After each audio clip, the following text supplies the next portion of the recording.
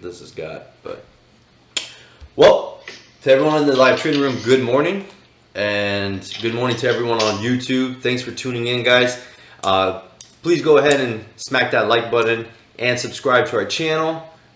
We are working on actually providing more content, and we're going to be developing more content for our YouTube channel to give more value. So if everyone in the live trading room, if you're not already subscribed to our YouTube, go ahead and subscribe. There's going to be really good stuff coming by the end of this week, and especially rolling into next week. So we're going to put a lot of effort into our YouTube channel moving forward. So we've got our A list. We're ready to go. Let me just go ahead and for everyone watching this stream, you can see that I've got eBON as a stock that I just traded here. So Heidelberg came out with a short seller report, pretty much saying that this is another Chinese fraudulent company. And here you have it. The stock closed yesterday at 635. It's down to 535 at the lows of pre-market. If you look at the daily on this one, if you pull up a 1-year chart, there is literally no support on this stock. I don't see support until 440 and then about $4. This stock is pretty much coming down to that point. So I think potentially this stock does have more room to the downside, but in pre-market, it's already done a significant amount. So I'd be a little cautious trying to, short it here. Unless this pops back up to like 580, then yeah, maybe we can go in for a short, scale in, and then just fade this sucker down. It's already down 13% in pre-market, so just be careful. It's getting a little bounce here. Probably the shorts are covering. I shorted it on that bear flag and took quick profits on it. But nonetheless, eBON will be on my watch list. Snap is another stock, blue chip stock, or not blue chip, but let's call it a large cap, right? A larger cap stock that is going to be on my A list today. And the reason why is because it got a nice price target upgrade. And let me quote it correctly. Where is my snap? Snap. Okay, outperform with a $68 price target from Evercore. So it's gapping up pretty nicely, about 2.5 points.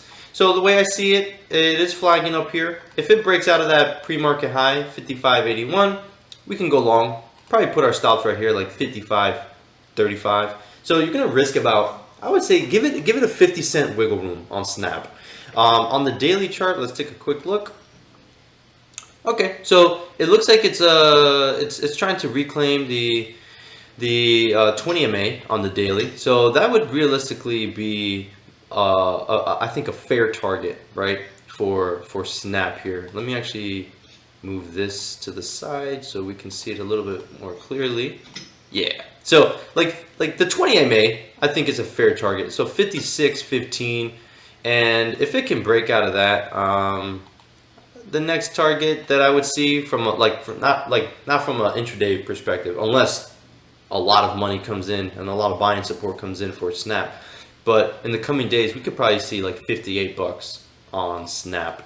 So watch that 20 MA on Snap, and if we can reclaim that, hold it, and even rally from it, then $58 is in the cards on Snap. So that's going to be an A-list stock for me to day trade. Another stock that is going to be in sympathy with that potentially is Twitter. Twitter did get some price target upgrades. Twitter got a price target upgrade from Evercore, the same analyst, with a $75 price target. So right now in Twitter pre-market is really low volume. So let's just wait to see how the morning action, the first 10-15 minutes, how it plays out, and we can make a proper decision on it. From its current setup, I really wouldn't go long Twitter unless I see it really break out of like 64.90 area, and if there's some good volume and if there's nice strength on it, then we can go long. Place our stops 64.50. You're risking 40 cents. That's the play. If Twitter just fails, watch that 64.50 failure, and then we can maybe potentially short it if the market is weak, right? Right now, the overall markets are kind of flat. The S&P 500 is down, but marginally, just very, very small amount. And the NASDAQ is pretty much flat. The Russell 2000 is flat as well. So I bring that up because yesterday was a really good day for the stock market in general. It was a big rally, especially for large caps. And today we're flat. I think today is going to be a little bit of a grind. I think today we may be better off playing small caps, in my opinion.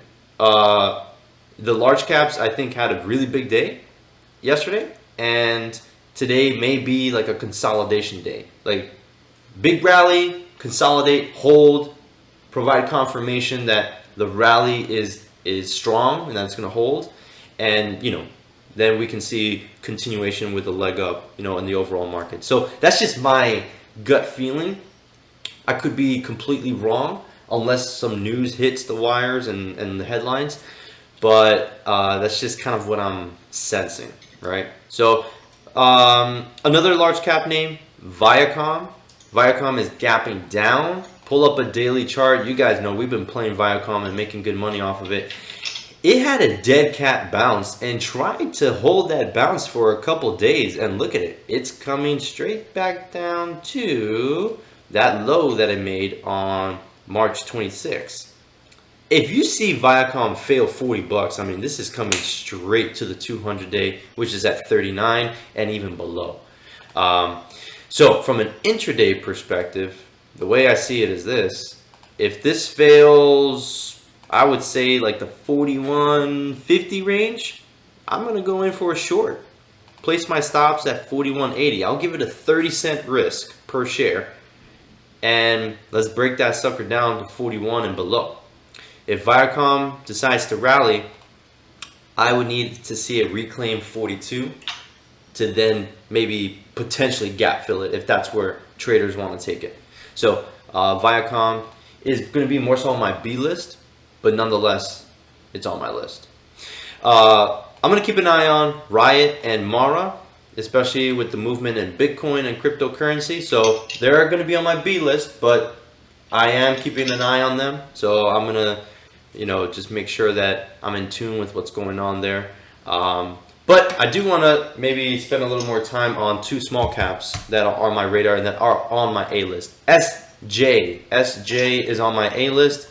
Closed yesterday at 9.31. It's trading at $14 right now. It's flagging. So if we see SJ break out of like that pre-market high of $15, I think we can go in on a nice rally. It's a small float. I would place my stops honestly at like 14. Give it $1 wiggle room. Let's see how it trades at the open, right? These small caps can be a little tricky. Don't go in with too much size. You can get hurt, especially if it pulls and there's a downside halt and everything just kind of snowballs to the downside, right? So just be careful with it. But let me pull up a longer term chart. Yeah, this is a 1-year high. Let me see, 2-year. Oh, okay. So it only goes back to 2019. So this is all-time highs on SJ. So I like it. I think there's going to be a lot of movement on it. Good volume in pre-market. And it's in play. So SJ is on my A list. I'm for sure playing this stock. One other stock that I'm going to play, that I've already played actually in pre-market, BTX. So BTX is kind of running on no reason. There is literally no news on it. It started running yesterday in after hours, and you can see here that it's holding. It's holding. I did use my locate feature, and I did locate shorts on it because I do want to be able to short this once this crashes and burns. The locates was actually pretty cheap. I paid what did I pay? I paid $13 to be able to locate 1,000 shares short. So not bad. I thought, you know what? I think that's worth it. So, this could give us a nice opportunity to short. So if you guys can short this, use your locate feature and try to see if you can get a good price on it. But I won't short this until I see this really fail like $7. If it's still above $7, I'm playing it long. because the float is like 1 million shares. Shares outstanding, I think it's about like a little over 2 million, but the float itself is 1 million. So this thing is going to be a gapper. It's going to get halted a bunch of times. This is going to be one of those, right? So just be careful with it. You can go long right now and put your stops at $8, and this thing could probably get on a nice little run here. So just, I'm sure Taj, I'm sure you wanted to trade this one as well. So we'll be watching this one very, very closely. I don't know if options are available. BTX, I did find some news on it, Alex. So you did? Pretty Okay. much what happened. Yeah, pretty much what happened. There was multiple Form 3 filings showing that insiders within the company had a larger stake in the company than I guess had been perceived. And okay. they also named their CEO. This guy's name is Howard J. Finderoff. Okay. Yeah, I'm actually seeing it right now. Yeah. All right. But it initially didn't come out until like this morning. That's when it all came out. So I guess there was, Yeah. It came out, internally. That's probably what happened. Maybe it was bought up internally. Yeah. And then, gapped up from there. But that's pretty much happened with BTX. Yeah. No, thanks for bringing that up, because I'm looking at my Merrill Edge news scanner, and it didn't show up until 8 o'clock. So I didn't double check until now. So, okay. So that's the news. I still think it's bullshit news for a stock to gap up. Let's see how much it's up. 85%. So yeah, almost 100%. Yeah. So obviously we're gonna play it accordingly. But I am gonna look for my opportunity to short it. So with that being said, I'm gonna pass it on to Taj, because that's my A list, right? I'm gonna keep it very simple today, and EBON is breaking pre-market lows. This thing is going to $5. So, all right, Taj. Yeah, EBON's getting destroyed. I 100% agree with what Alex is saying. I do expect the market to probably be a little choppy today, or be a little slow, considering that we don't have a lot of pre-market action going on. So small caps are definitely going to be the way to go. So because of that, I'll be keeping a very close eye on my scanners throughout the day. And I do really like the BTX play. I mean, look at the last candlestick that just came in. It did the entire float, 1.1 million shares. So definitely going to keep an eye on that. As for other plays, I will be keeping an eye on AMC. As we know, AMC had the price target upgrade yesterday of $13 from one of the analysts. It had a really strong day. We day traded it, made really good money off of it. I still am currently holding a portion of my position as a swing. And I do, I want to see if it can break out above that, pretty much yesterday's high, maybe even test $12, $13. But I do plan to day trade it today. So right now during the pre-market, we're pretty much right at the close at 1060. We're right around 1055, 1053 range. So pretty much break even from the close. However, for me, I would like to really see it trade back up to about 1070, 1080 to entertain going long for a day trade. Just because I would want to see it really test that $11 range. And if we do, I think there's a really good chance that we could break out above yesterday's high. But keep in mind that we are below the daily 20-period moving average. So although I would like the stock to rally, I won't stay married to the idea, because I understand from a technical perspective that $11 is going to serve as an area of support, as resistance, due to it being actually a prior resistance and it trading right below the 20-period moving average. So that's the idea going in with AMC. If AMC starts to really break down, let's say below like 1030, 1040, you can even look for a short and place your stops here around 1060. So I will be keeping an eye on that. I would like to see a volume spike or something like that come in the equation, because it is being traded a little light compared to yesterday, right? Another name I'll be keeping an eye on is Apple. So 3 names to keep an eye on if the market is strong this morning: Apple, Facebook, Microsoft. Those are going to be essentially your big 3 names. Apple, I really like Apple because it's similar to what Microsoft did a few days ago.